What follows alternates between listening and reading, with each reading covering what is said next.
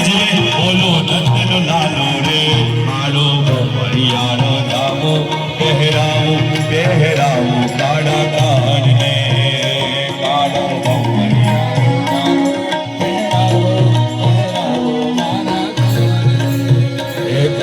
ભવરિયાનો જામો પહેરાવો પહેરાવો કાળા કાનને કાળો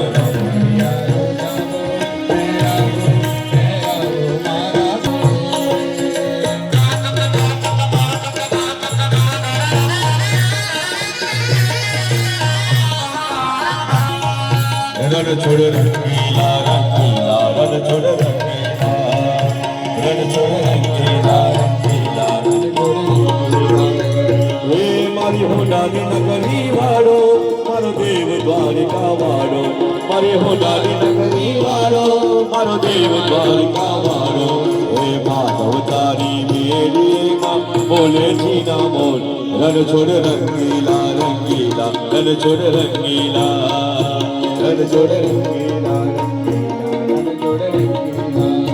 हे राधे गोविंदा गोविंदा राधे गोविंदा राधे गोविंदा हे रण छोड़ रंगीला रंगीला रण छोड़ रंगीला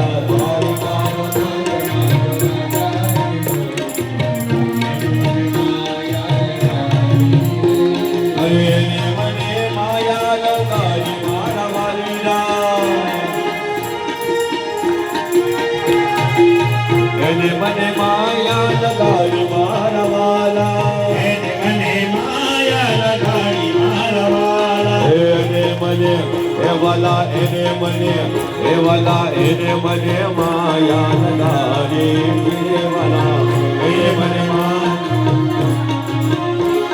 એ દ્વારિકાનો નાથ મારો રાજા રણ છોડ છે એને મને માયા લગાડી દ્વારિકાનો નાથ મારો રાજા રણ છોડ છે એને મને માયા લગાડી વાલા હાલો હાલો હાલો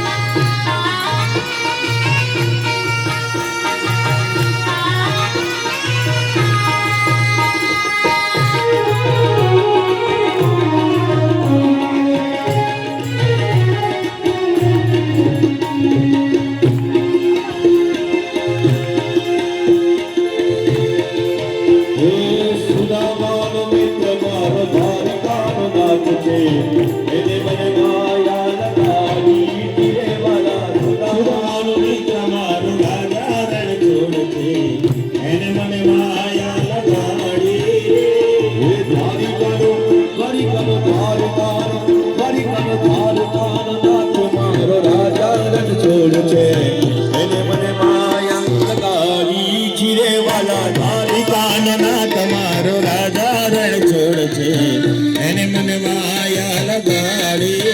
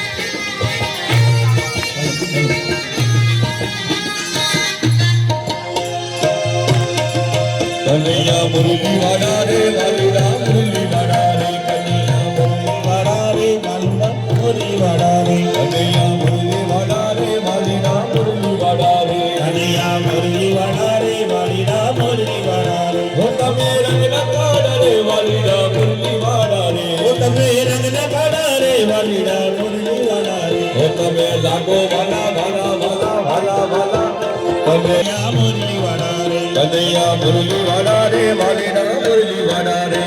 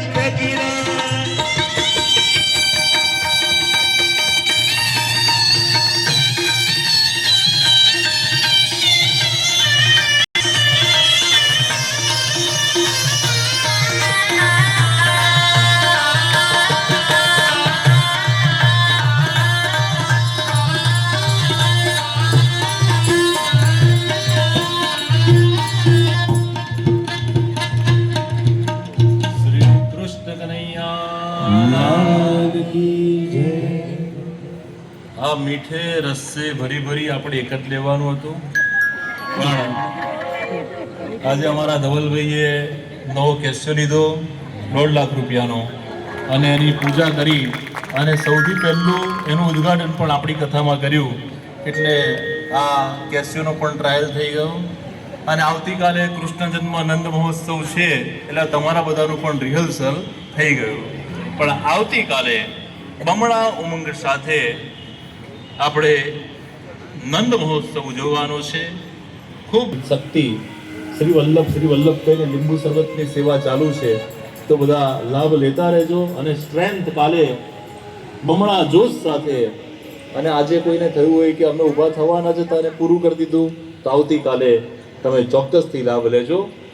હજુ આપણે બીજા સ્કંદમાં છે, નંદ મહોત્સવ 10મા સ્કંદમાં આવશે.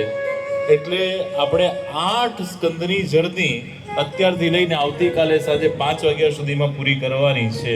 એટલે વધુ વિસ્તાર ન કરતા આપણે કથામાં પ્રવેશ કરીએ. રાધાજીનું સ્મરણ કરી અને સુખદેવજી મહારાજે 12 શ્લોકમાં મંગલાચરણ કરી અને કહ્યું કે હે પરીક્ષિત રાજા, એકવાર મારા પિતાજી બ્રહ્માજી ધ્યાન ધરતા હતા, ત્યારે મેં બ્રહ્માજીને પણ પૂછ્યું કે આપ તો સૃષ્ટિના સર્જન કરતા છો, તમે કોનું ધ્યાન કરો છો? તો મારા પિતા બ્રહ્માજીએ જણાવ્યું કે જેણે મને પ્રગટ કર્યો છે, જેમની આજ્ઞાથી બધું કાર્ય થાય છે, એવા ભગવાન આદિનારાયણનું હું ધ્યાન કરું છું. મારા પિતાજીએ કહ્યું કે હું નારાયણનું ધ્યાન કરું છું. કેવી રીતે સૃષ્ટિનું સર્જન થયું એ કથા, પૃથ્વીનો પ્રારંભવાદ. શ્રીમદ ભાગવત એવું છે કે એમાં ફિઝિક્સ પણ આવે, મેથ્સ પણ આવે, કેમેસ્ટ્રી પણ આવે. એમાં પ્રારંભવાદ, પૃથ્વીનો પ્રારંભવાદ આવ્યો કે પૃથ્વીનો પ્રારંભ કેવી રીતે થયો. પ્રભુએ એકમેવ અદ્વિતીયમ બ્રહ્મ, એકમાંથી અનેક થવાનો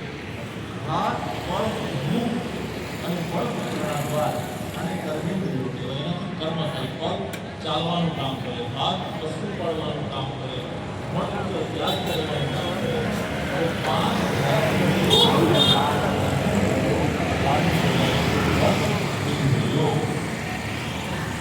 આ 10 ઇન્દ્રિયોને આચાર્ય ચરણ કહે છે રાજસ અહંકાર, તામસ અહંકાર. આ 10 ઇન્દ્રિયો પછી પંચ તત્વોને કહે છે. પંચ તત્વથી આપણો આ દેહ બનેલો છે. આકાશ, વાયુ, તેજ, જળ અને પૃથ્વી. 5 જ્ઞાનેન્દ્રિયો, 5 કર્મેન્દ્રિયો અને પંચતત્વ કેટલા થયા? 15. એની અંદર 10 ઇન્દ્રિયોના દેવ કીધા. આંખ હોય પણ જોવાની શક્તિ આંખના દેવતા સૂર્યનારાયણ ભગવાન છે. કાનના દેવતા સાંભળવાની શક્તિ અશ્વિની કુમાર આપે છે. જીભના દેવતા વરુણ છે. નાકના નિશા દેવતા, ત્વચા ચામડીના વાયુ દેવતા છે. પગના વિષ્ણુ ભગવાન છે. હાથના ઇન્દ્રદેવ છે. મુખના અગ્નિ દેવતા છે. ચિત્ત અને અહંકાર એમાં ઉમારાયા એટલે 15 અને 4 19 થયા. મન અલગ, બુદ્ધિ અલગ અને ચિત્ત અલગ. બ્રેન સર્જરી થઈ શકે, માઇન્ડ સર્જરી થઈ શકતી નથી. એટલે બ્રેઇન અલગ અને માઇન્ડ અલગ.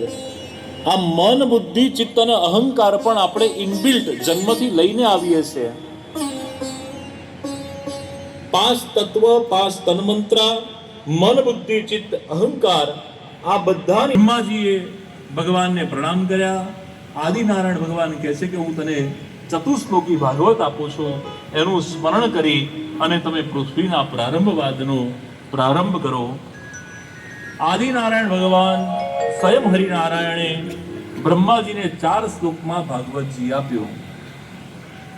ભાગવતજીનો નિત્ય પાઠ કરવાથી, આ ચતુશ્લોકી પાઠ કરવાથી આપણને સંપૂર્ણ ભાગવતનું ફળ પ્રાપ્ત થાય છે. સ્વયં ભગવાને આ 4 શ્લોક બ્રહ્માજીને આપ્યા, બ્રહ્માજીએ નારદજીને આપ્યા, નારદજીએ વેદવ્યાસજીને આપ્યા અને વેદવ્યાસજીએ આ 4 શ્લોકમાંથી 18,000 શ્લોકોની આખી સંહિતાનું નિર્માણ કર્યું. ખૂબ ભાવથી આપણે આ 4 શ્રવણ કરીએ. આખા શ્રીમદ ભાગવતનું ફળ આ ચતુશ્લોકી ભાગવતથી પ્રાપ્ત થાય છે. શ્રી ભગવાન વાચ અહમેવાસમેવાગ્રે